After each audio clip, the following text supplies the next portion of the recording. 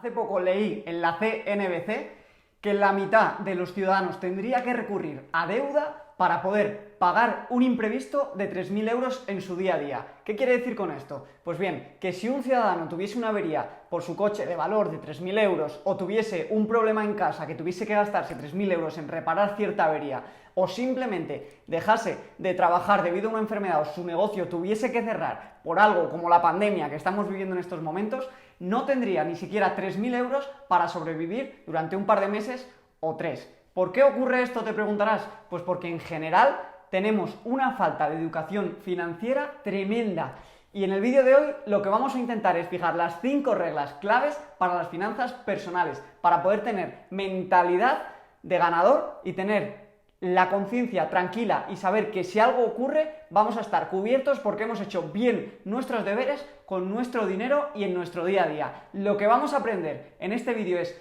cómo gestionan su dinero el 1% de los más ricos del mundo, para aprender qué es lo que ellos hacen y aplicarlos en nuestro día a día con 5 reglas absolutamente sencillas que podemos seguir todos los meses para obtener esa anhelada tranquilidad financiera y no tener que preocuparnos tanto por el dinero. Antes de ir con la primera regla del vídeo, déjame decirte que todos aquellos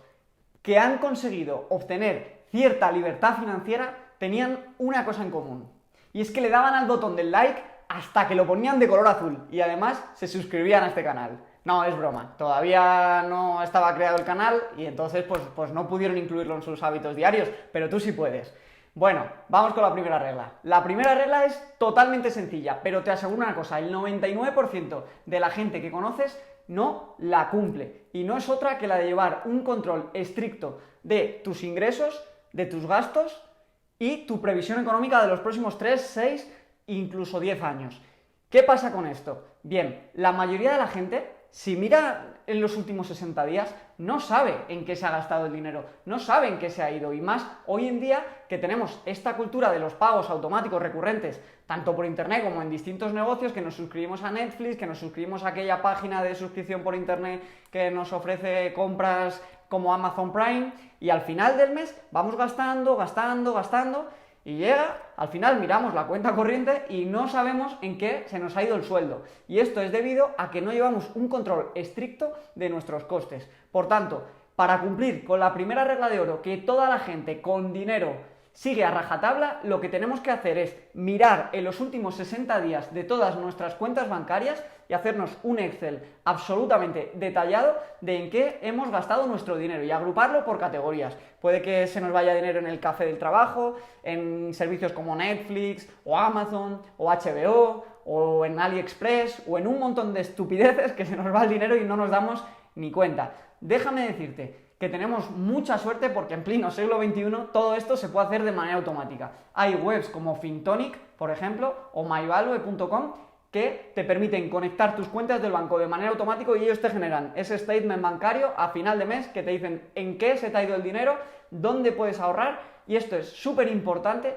para poder ver qué cantidad de dinero necesitas tú para pasar el mes, a dónde se te están yendo gastos superfluos que quizá podrías cortar y cuánto dinero te queda libre cada mes para ahorrar y en un futuro poder invertir. Te aseguro que si haces esto y estudias tus últimos 2 o 3 meses y ves en qué se te ha ido el dinero, verás que hay una cantidad de gastos que puedes cortar por lo sano, que no te aporta nada a tu felicidad ni a tu día a día, y conseguirás simplemente con esto ahorrar hasta el 10% del dinero que ganas. El 10% mes a mes, y más aún si lo inviertes, te aseguro que es un pastizal al cabo de los años. La segunda regla no es la más sexy de todas, y es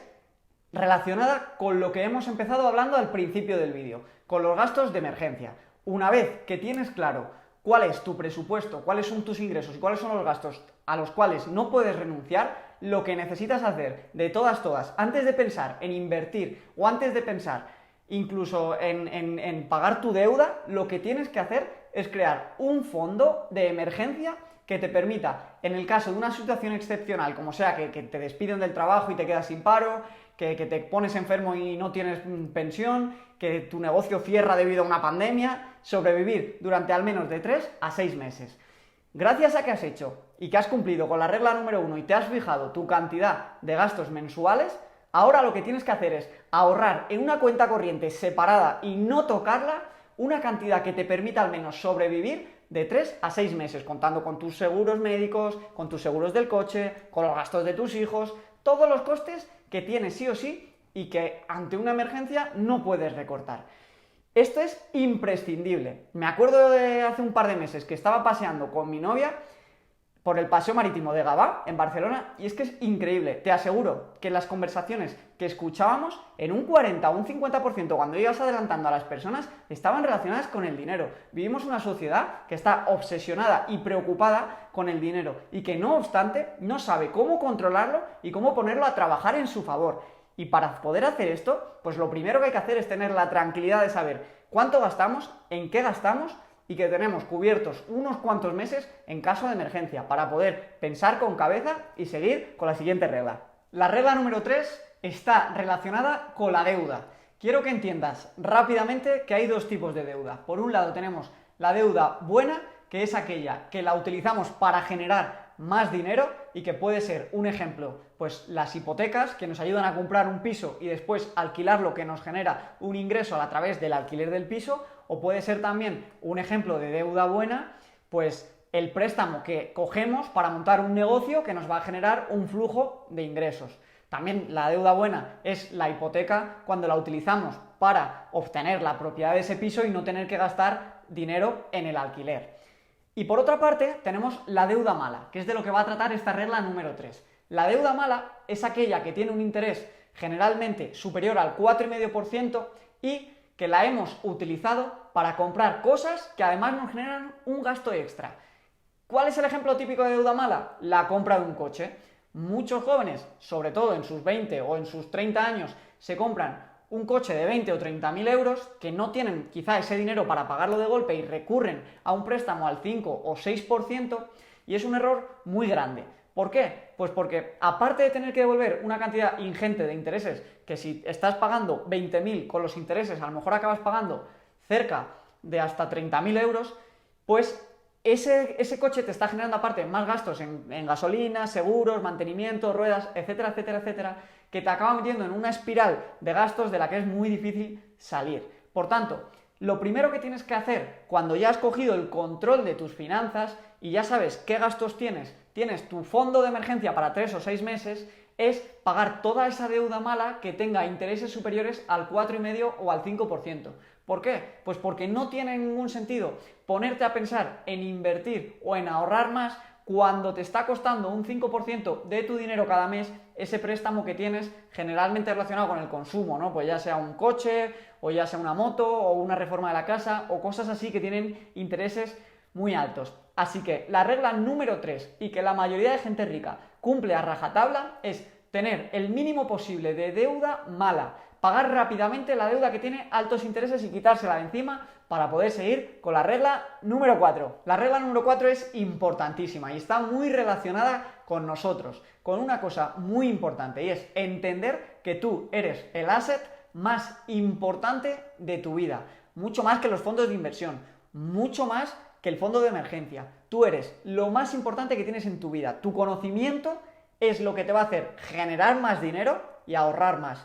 Porque está muy bien concentrarse en, oye, voy a estudiar qué gastos tengo, voy a intentar quitarme todos aquellos que no necesito, voy a crear mi fondo de emergencia para que pase lo que pase, tenga 3 meses cubiertos y no voy a tener nada de deuda mala. Pero si nunca consigues subir tu nivel de ingresos, nunca te vas a coger las riendas de tu carrera hacia la libertad financiera, porque al final está muy bien ahorrar dinero, pero si cobras 800 euros, por mucho que ahorres, nunca va a ser dinero suficiente para poder crear un buen patrimonio que te permita vivir de tus ingresos pasivos, ¿no? Pues para subir ese nivel de ingresos, lo más importante es todos los meses céntrate en mejorar una habilidad que esté relacionada con tu perfil profesional. Todos los meses cómprate un libro que esté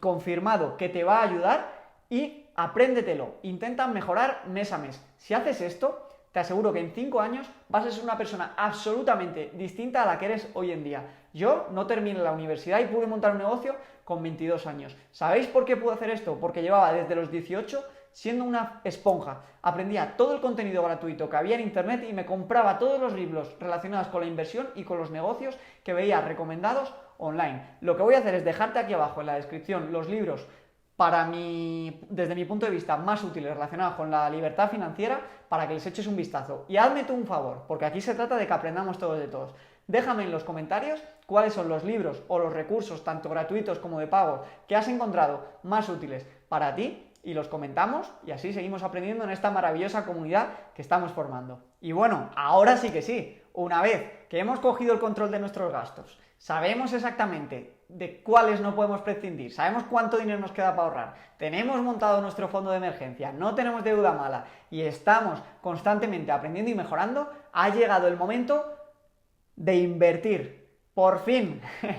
ha llegado el momento de ver en qué negocio nos podemos meter, en qué acciones podemos comprar, qué fondos de inversión son más interesantes para nuestro perfil de inversor, y es el momento de todo ese dinero que hemos ido ahorrando, ponerlo a generar nuevo dinero y hacer que por fin tengamos aquellos ansiados ingresos pasivos y conseguir que con el tiempo nuestros ingresos pasivos sean superiores a nuestros costes y por tanto podamos dejar de trabajar. Yo te dejo aquí arriba el vídeo en el que explico cuáles son mis fuentes de ingresos pasivos y sobre todo cómo invertir durante tu década de los 20 y de los 30 con el objetivo de poder jubilarte a finales de tus 50. Sí quiero dejarte un consejo en esta sección de invertir y es que no te vuelvas loco, porque veo mucha gente que se precipita a la que tiene algo de dinero en ir a meterlo en una acción, en ir a meterlo en un fondo sin estudiar lo suficiente y sin saber si eso le viene bien a su perfil de inversión. Entonces, suscríbete a este canal porque vamos aquí a dar las claves para invertir con éxito y no perder ese dinero que hemos generado con tanto cuidado siguiendo las 4 primeras reglas con malas